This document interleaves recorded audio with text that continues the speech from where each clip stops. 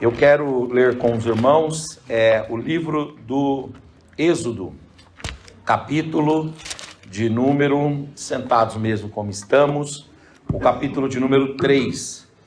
E eu quero ler o versículo 1 em diante. Diz assim: E apacentava Moisés o rebanho de Jetro, seu sogro, sacerdote em Midian, e levou o rebanho atrás do deserto, e veio até o monte de Deus, ao monte Horebe. E apareceu-lhe o anjo do Senhor em uma chama de fogo no meio de uma sarça. E olhou, e eis que a sarça ardia no fogo, e a sarça não se consumia. E Moisés disse: Agora me virarei para lá, e verei esta grande visão, porque a sarça não está queimando. E vendo o Senhor que Moisés se virara para lá a ver, bradou Deus a Moisés do meio da sarça, e Deus disse: Moisés, Moisés. E ele respondeu: Eis-me aqui. E disse: Não te chegues para cá, tire os teus sapatos dos teus pés, porque o lugar em que tu estás é terra santa. Disse mais: Eu sou o Deus de teu pai, o Deus de Abraão, o Deus de Isaque, o Deus de Jacó.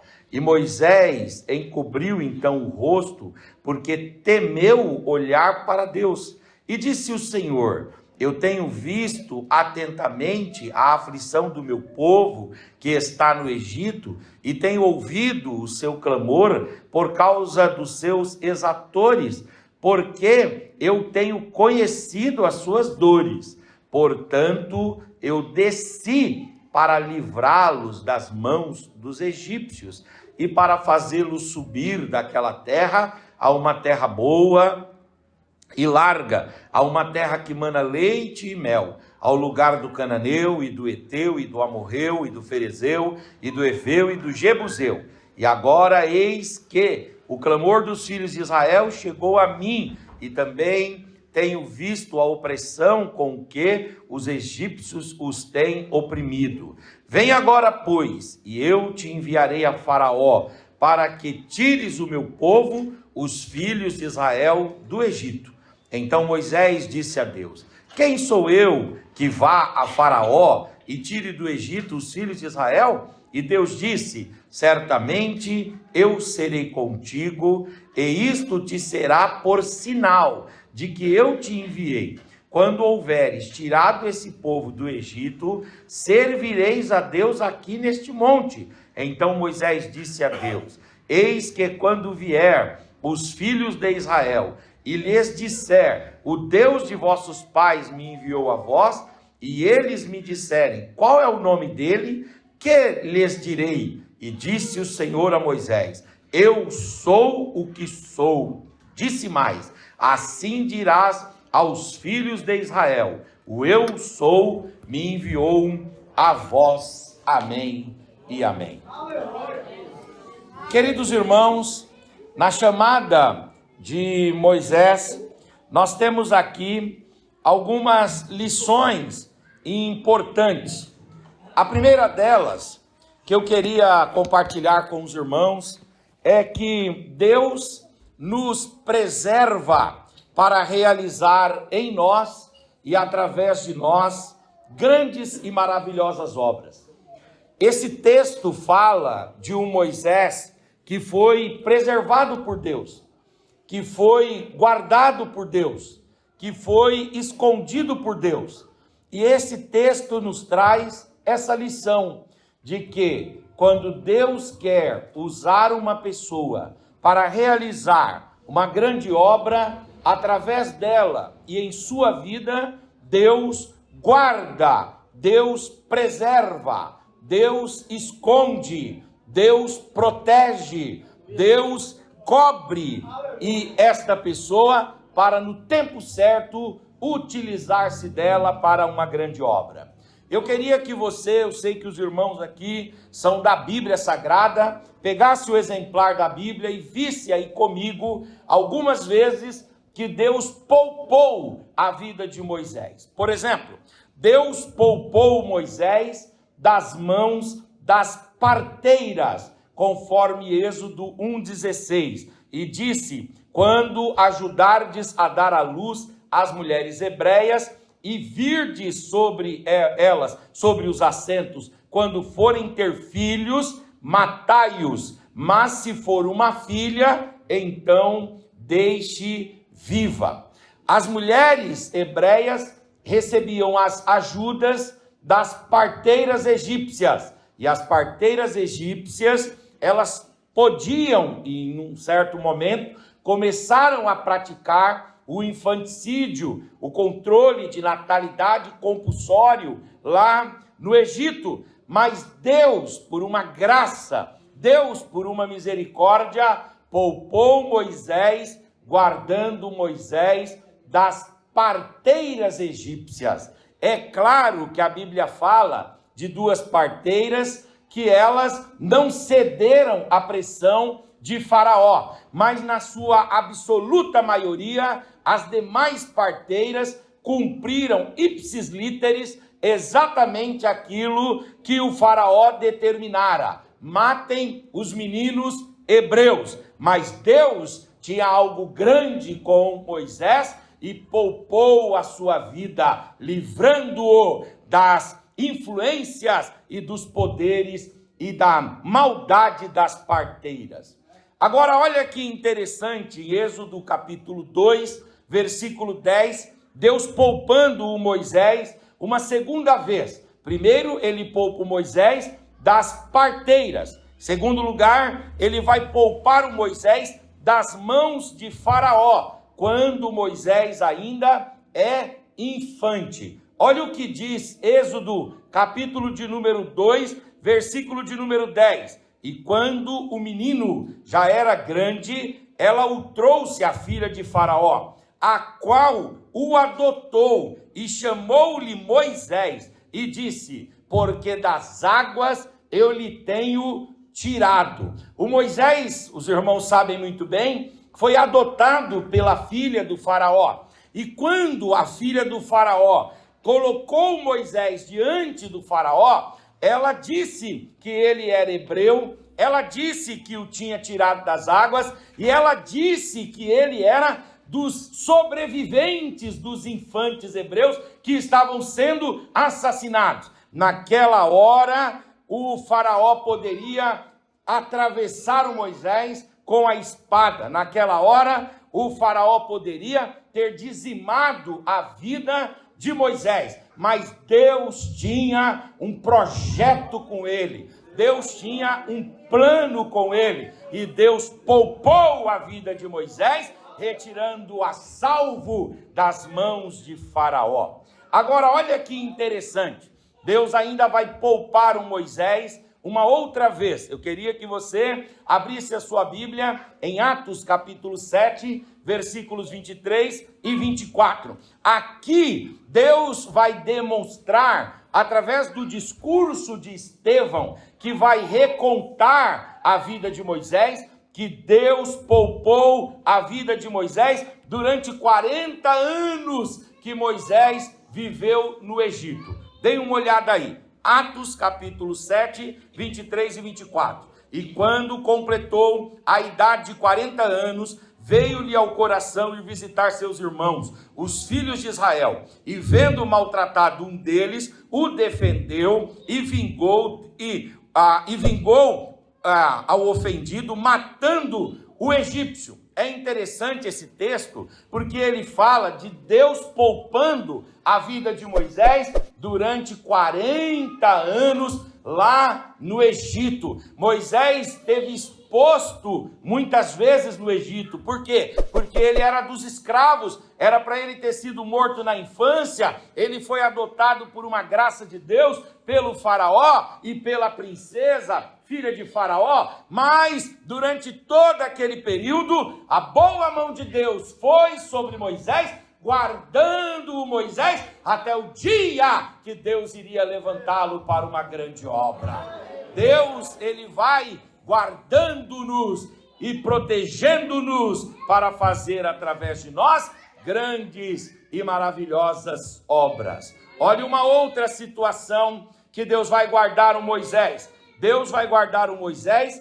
na luta contra o soldado egípcio. Olha o que diz Êxodo capítulo 2, versículo 12. E olhou a um e ao outro lado, e vendo que não havia ninguém mais ali, matou o egípcio e escondeu-o na areia. O nosso nobre irmão já fez menção a essa referência que Moisés enterrou o egípcio lá na areia. Então, ora, o Moisés é um lutando contra o soldado egípcio. O Moisés é um príncipe lutando contra um soldado egípcio. É natural que o Moisés, ele dominava artes marciais, mas um contra um, a gente nunca sabe o resultado. Com certeza o soldado fez de tudo para acabar com a vida de Moisés, mas no final Deus deu vitória para Moisés em face do soldado egípcio. Por quê? Porque Deus iria usá-lo poderosa, gloriosa e extraordinariamente. Deus guardou Moisés na luta contra o soldado egípcio. Deus ainda vai guardar o Moisés quando Moisés vai fugir das garras de Faraó. Olha o que diz Êxodo capítulo 2, versículo 15, porque aí lá no Egito se descobre que Moisés matou o egípcio, o Faraó fica indignado e fica buscando o Moisés para matá-lo, conspirando contra ele para matá-lo, mas Deus o protege. Olha o que diz Êxodo 2, 25. Ouvindo, pois, Faraó este caso, procurou matar a Moisés, mas Moisés fugiu de diante da face de Faraó e habitou na terra de Midian e assentou-se junto a um poço. Deus escondeu Moisés em sua fuga de Faraó. O serviço de inteligência do exército egípcio não foi capaz de identificar os rastros de Moisés deixados na areia, não foram capazes de identificar o caminho de Moisés, o destino de Moisés. Isso não é fruto da ação meramente humana, isso é fruto de uma proteção divina. Muita gente tentava fugir do Egito e era recapturado, era caçado até ser morto, mas Deus tinha um projeto com Moisés e Deus o ocultou, Deus o escondeu e Deus o preservou para o dia de usá-lo rica, gloriosa e poderosamente. Agora, quando ele chega em Midian, ele se assenta no poço e daqui a pouco ele precisa ser guardado novamente por Deus. Olha o que diz Êxodo capítulo 2, versículo 17. Ele é guardado aqui dos pastores de Midian. Então vieram os pastores e esses pastores começaram a incomodar as moças que vinham lá no poço buscar água. E esses pastores foram tão truculentos que eles acabaram expulsando as moças que estavam ali. O texto diz assim, de Êxodo 2,17. Então vieram os pastores e expulsaram as moças dali. Moisés, porém, vendo as moças, se compadeceu delas, levantou-se e defendeu-as, e então elas puderam dar água para os seus rebanhos. Ora, o Moisés era um transeunte, o Moisés era um forasteiro, o Moisés era um peregrino, o Moisés era um andarilho, o Moisés estava de passagem, mas quando ele viu as mulheres midianitas, filhas de Jetro,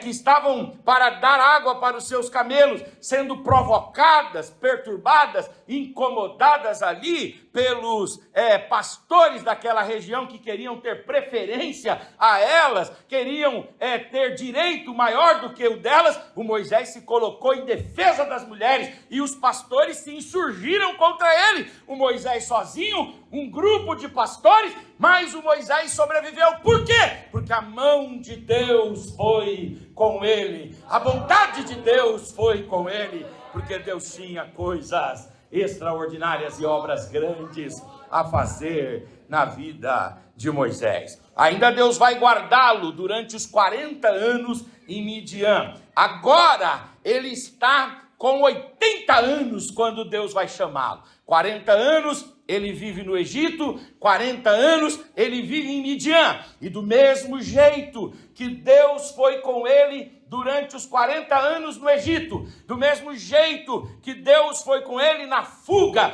do mesmo jeito que Deus deu vitória para ele em face dos pastores, durante o período que ele ficou em Midian, levando os rebanhos do Jetro, pastoreando os rebanhos do Jetro, muitas vezes sozinho, muitas vezes de noites muito frientas, exposto a todo tipo de perigos, mas a Bíblia diz que Deus permitiu, aleluia, que a sua boa mão estivesse sobre Moisés, e durante os 40 anos dele em Midian, a mão de Deus o protegeu, a mão de Deus o guardou, e a mão de Deus o amparou.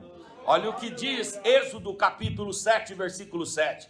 Moisés era da idade de 80 anos e Arão da idade de 83 anos, quando foram falar com Faraó. Deus preservou a vida de Moisés. Deus preservou a vida de Moisés quando ele estava com Amrão e Joquebede. Deus preservou a vida de Moisés quando ele estava no Nilo. Deus preservou a vida de Moisés quando ele estava no palácio. Deus preservou a vida de Moisés quando ele foi visitar o seu povo. Deus preservou a vida de Moisés durante os 40 anos. Depois que ele foi para Midian, no caminho, lá junto aos pastores, durante os 40 anos que ele esteve lá, Deus sempre guardou a vida dele. Deus sempre amparou a vida dele. Deus sempre o protegeu. Deus sempre determinou anjos para estarem ao redor de Moisés. Por quê? Porque Deus nos guarda quando ele tem propósitos conosco.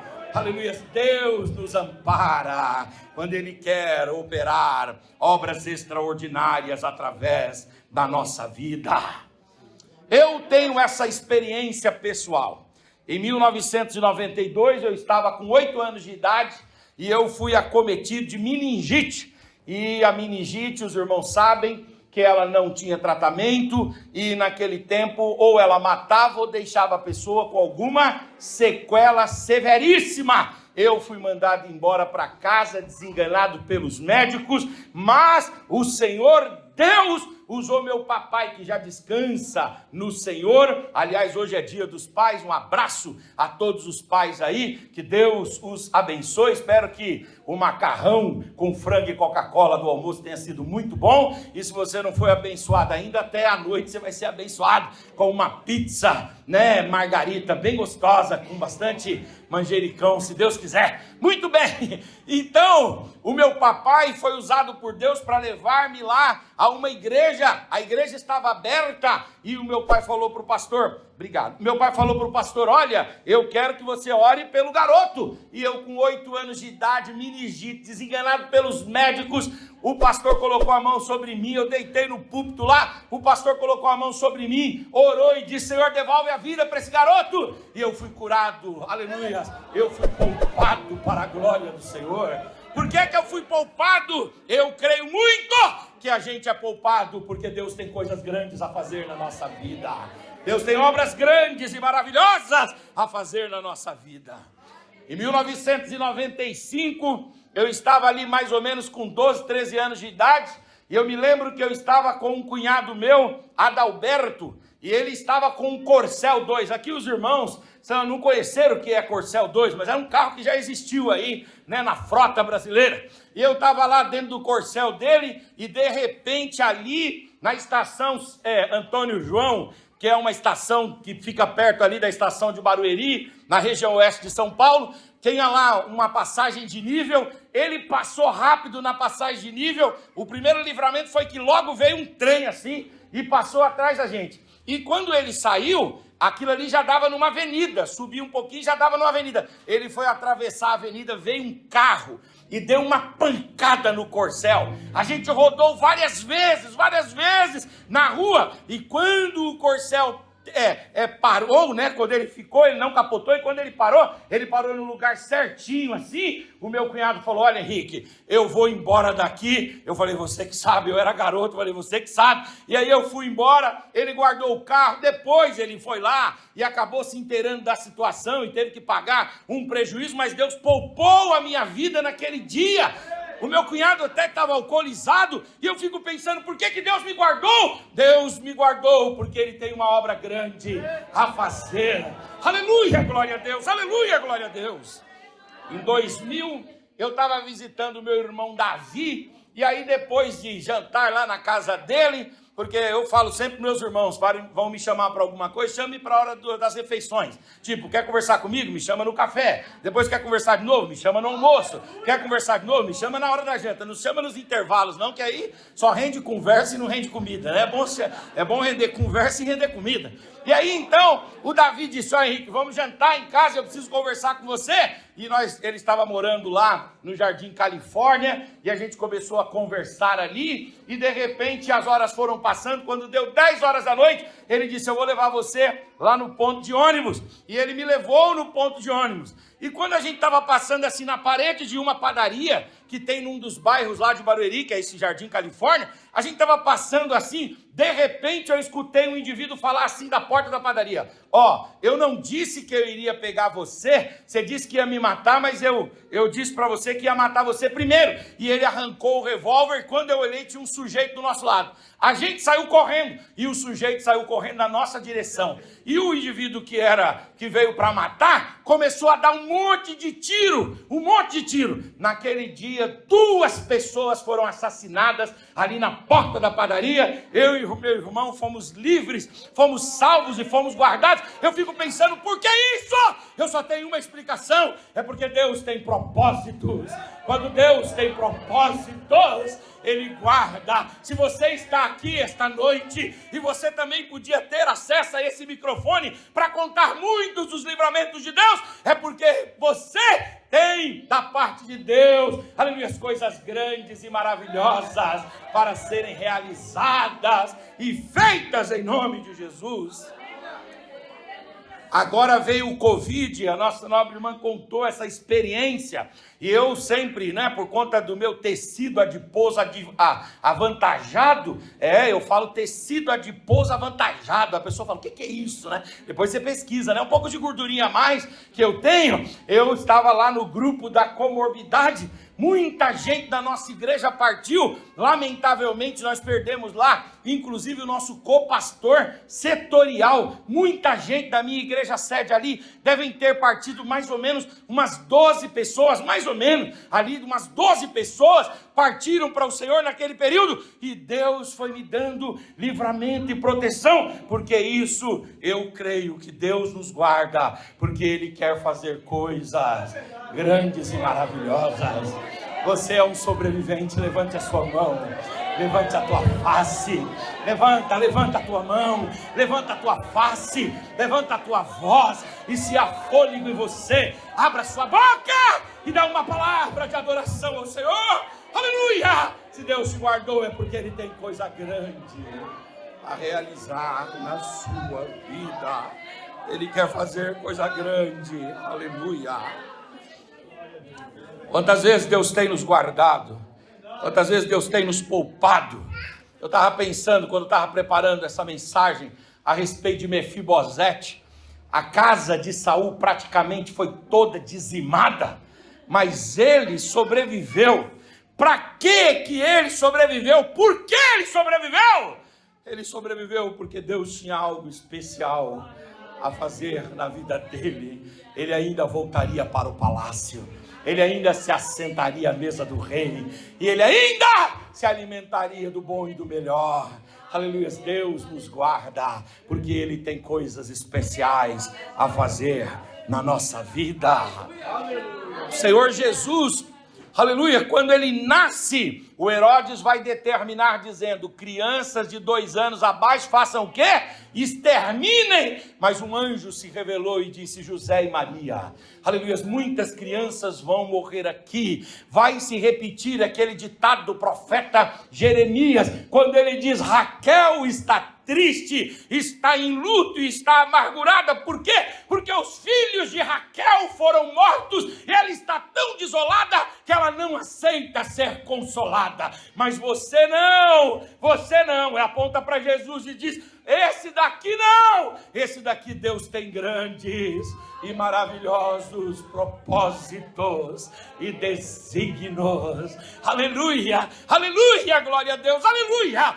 Lá em Atos capítulo 27, o apóstolo São Paulo vai contar da experiência dele. Eles estão lá, à deriva no mar, uma tempestade terrível, ventos fortes. O mar está jogando o barco que Paulo estava viajando para Roma contra as pedras. E aí há um desespero, 266 pessoas dentro da embarcação, todos desesperados, e de repente vão consultar Paulo. E Paulo diz assim, eu quero dizer para vocês que a embarcação vai se perder, a mercadoria se perderá, o dinheiro se perderá, nós demoraremos um pouco mais de tempo, mas ninguém aqui vai morrer. Por quê? Porque Deus me disse. Paulo explica, ele disse, eu vou poupar a todos por sua causa. E Paulo diz, Deus falou comigo que eu devo ir a Roma e pregar lá em Roma. Enquanto eu não pregar em Roma, Deus não vai deixar a minha vida ser ceifada, porque Ele guarda aqueles com os quais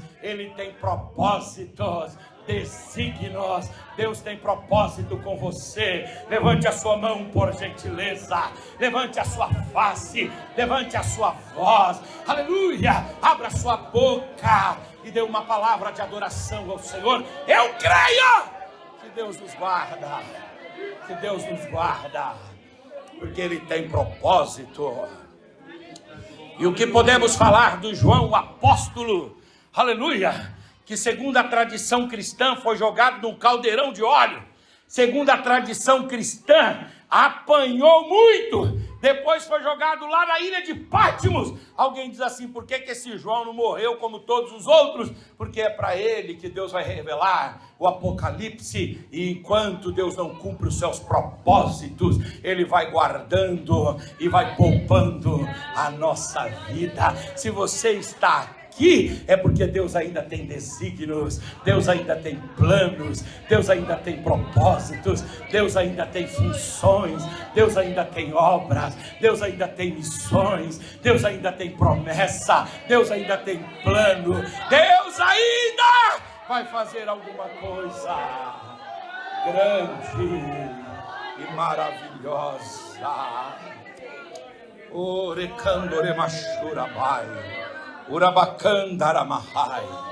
Essa palavra é uma palavra de Deus para nós.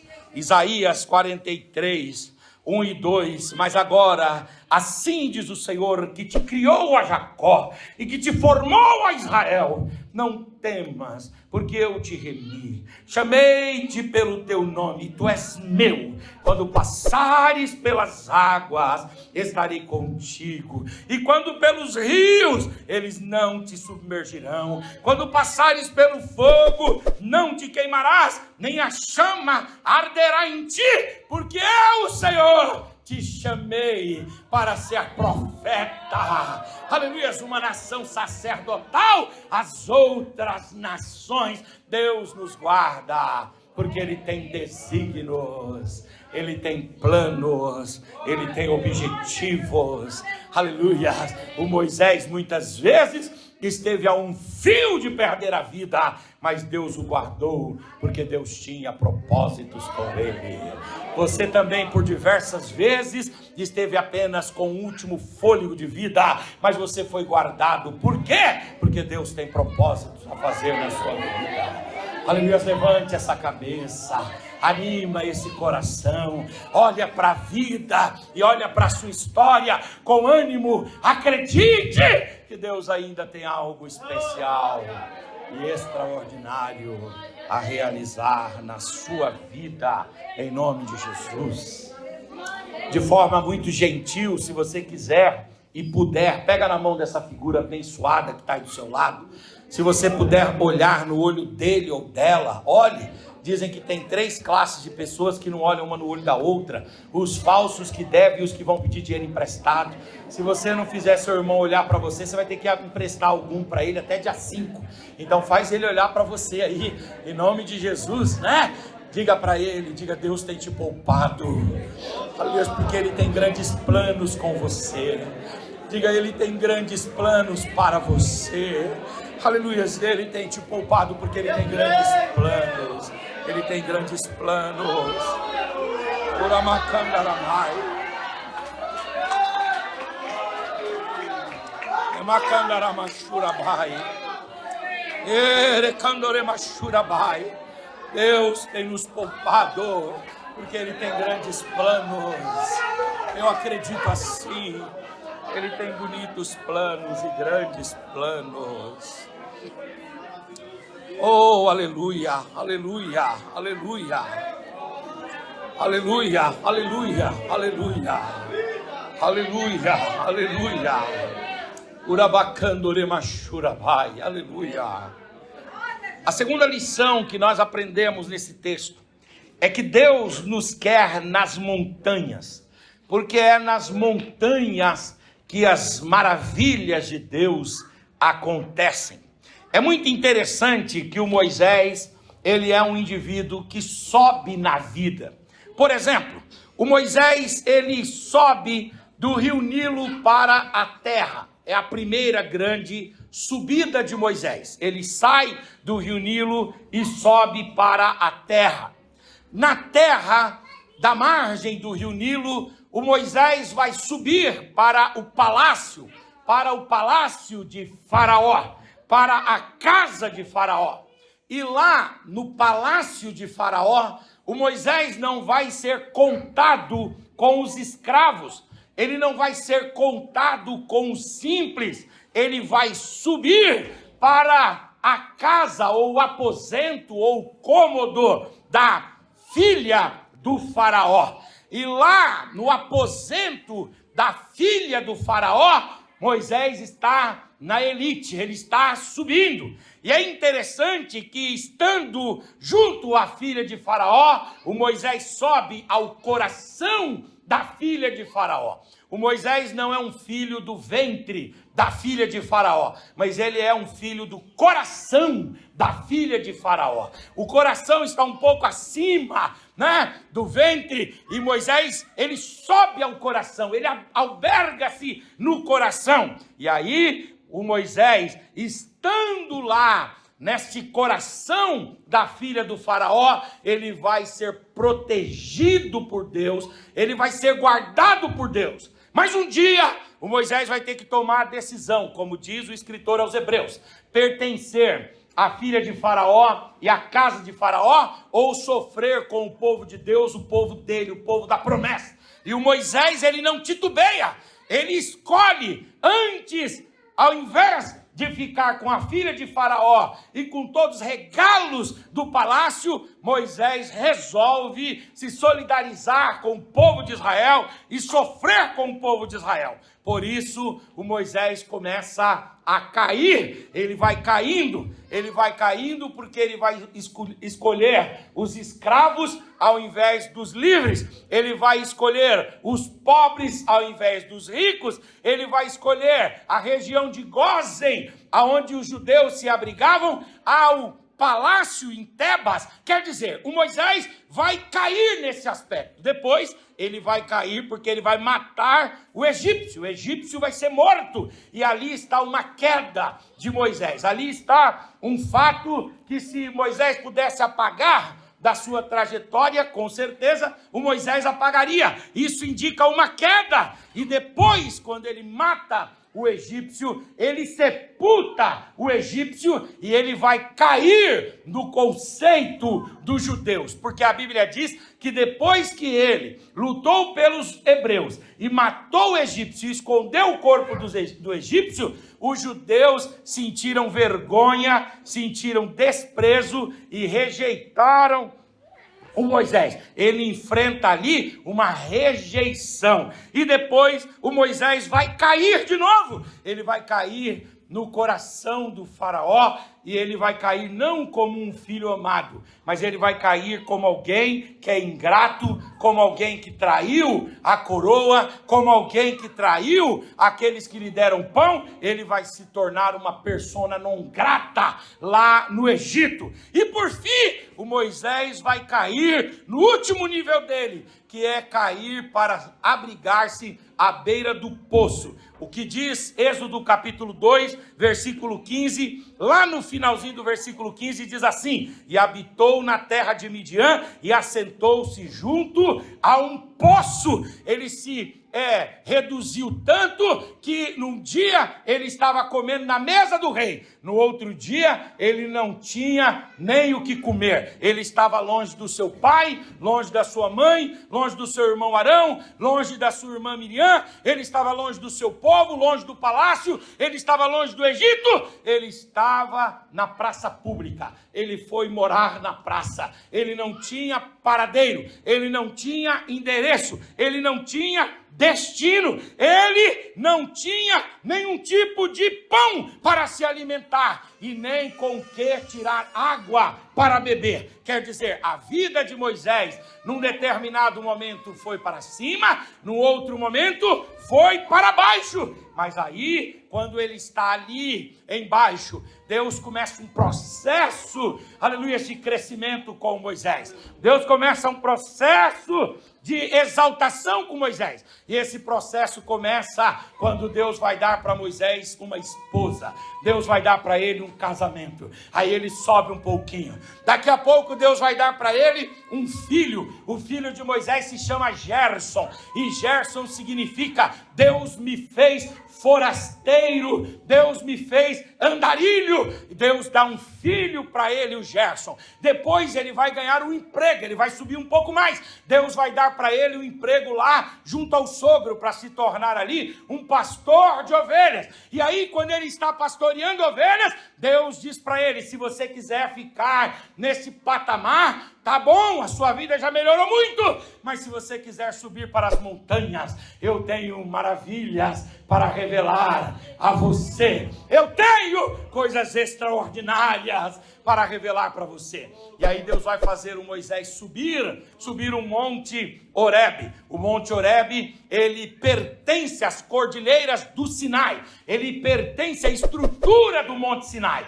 E lá no lugar aonde Moisés recebeu a revelação do Eu Sou, ele estava mais ou menos a 2.285 metros de elevação ao nível do mar. Ele estava lá em cima. E quando ele estava lá em cima, ele estava ali pastoreando as ovelhas do seu sogro, lá nas montanhas. Deus derramou a sua glória, aleluia, sobre uma sarça. Deus enviou o anjo do Senhor, Deus mandou fogo, e a voz de Deus bradou naquele lugar. Por quê? Porque Deus quer, aleluia, que saiamos das baixezas, aleluia, e subamos para que lá em cima experimentemos as grandes maravilhas de Deus. É possível travar batalhas aqui na horizontalidade e ter vitórias, mas as maiores vitórias, as vitórias mais marcantes e transformadoras da nossa vida, não serão conquistadas na horizontalidade, nas baixezas, na inferioridade. Não! Nós precisaremos, como Moisés, subir a montanha, subir o Sinai, subir o Horebe, porque é lá em cima que a glória de Deus se manifesta. É lá em cima que o poder de Deus se manifesta. É lá em cima que a graça de Deus revela maravilhas para nós. Subir as montanhas quer dizer ter uma vida de oração. Se você quiser ficar na superficialidade, você já tem casamento. Se você quiser ficar na superficialidade, você já tem filho. Se você quiser ficar na superficialidade, você tem provisão, você tem profissão e tem o pão diário. Mas se você quiser viver algo especial e extraordinário, sobe a montanha e sobe a montanha. Aleluia, glória a Deus. Tem gente que se acostuma com as regiões baixas e fica nas regiões baixas e reduz a sua vida àquela existência minguada. Mas tem outros irmãos que são irresignados e que sobem a montanha para ver o que é que Deus tem para revelar. E quando sobem, lá em cima, a glória de Deus se manifesta, o poder de Deus se manifesta e a graça de Deus se manifesta. Cadê, aleluia, os homens e as mulheres que querem subir essa montanha na presença de Deus para viver e para experimentar maravilhas da parte de Deus? Aleluia. Sobe a montanha da oração, sobe a montanha da leitura da palavra, sobe a montanha da comunhão, sobe a montanha do jejum, sobe a montanha de uma vida, aleluia, não satisfeita com o status quo da espiritualidade que nós estamos levando. Sobe a montanha e você vai ver que conforme você vai subindo, vai buscando a Deus, vai intercedendo, vai suplicando, vai cultuando, vai vivendo em comunhão, vai lendo a palavra, vai dando lugar para Deus, vai deixando Deus envolver a sua vida. A cada uma dessas ações, você está subindo a montanha. Eu sei que são 2.285 metros, não é fácil, mas você não está sozinho nessa subida. O Espírito te carrega, a comunidade de fé te carrega, um congresso desse daqui te anima para que você suba um pouco mais, sai da baixeza, porque lá na montanha, Deus vai revelar coisas grandiosas. Aleluia. Pega na mão desse gentil irmão que está do seu lado e pergunta para ele: e aí, você é dos de baixo ou você é dos que sobem a montanha? Sobe a montanha, em nome de Jesus. Sobe a montanha.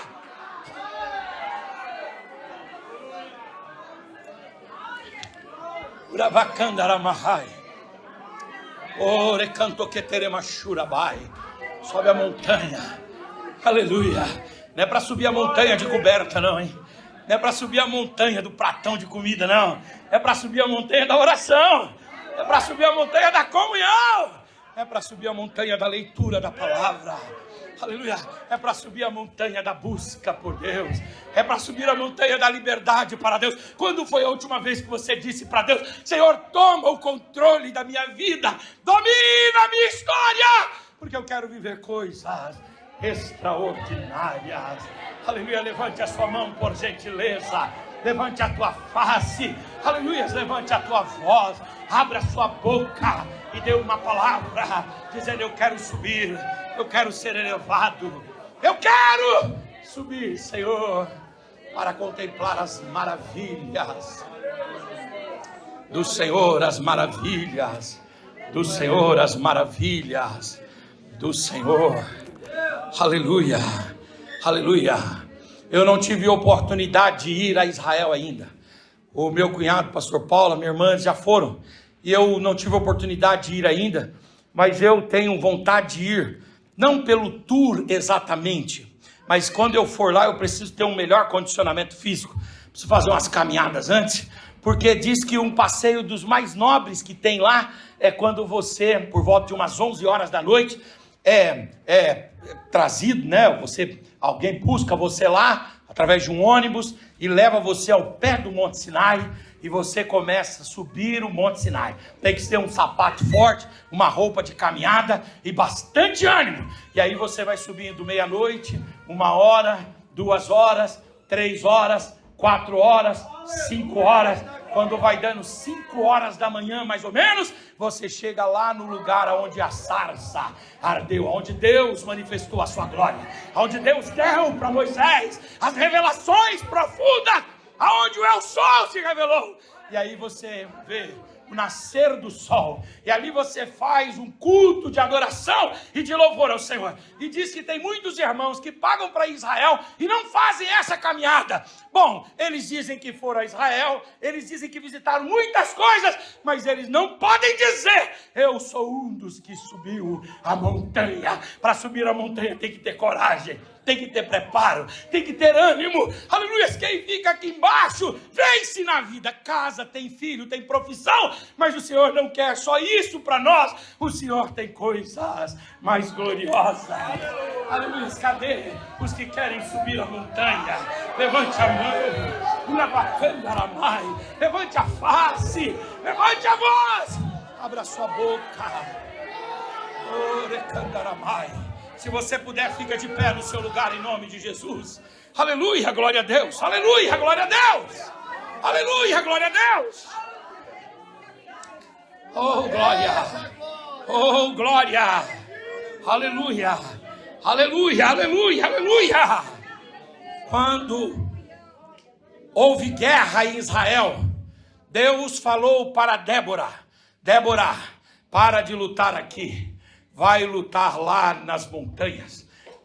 Traz todo o exército e sobe o Monte Tabor. O exército cananeu é muito bom aqui na horizontalidade e na superfície, mas ele não sabe nada a respeito das montanhas. Aleluia. E Débora subiu então, e o exército subiu, e os cananeus foram dar, aleluia, uma de subir também. E quando eles estão subindo, Deus derramou uma chuva torrencial. Aleluia. E eles mesmos foram destruídos, porque quem não tem prática de subir a montanha acaba caindo pelo caminho. Mas existem homens e mulheres que sobem a montanha e dizem: eu quero buscar e guerrear lá em cima. Lá em cima e lá em cima.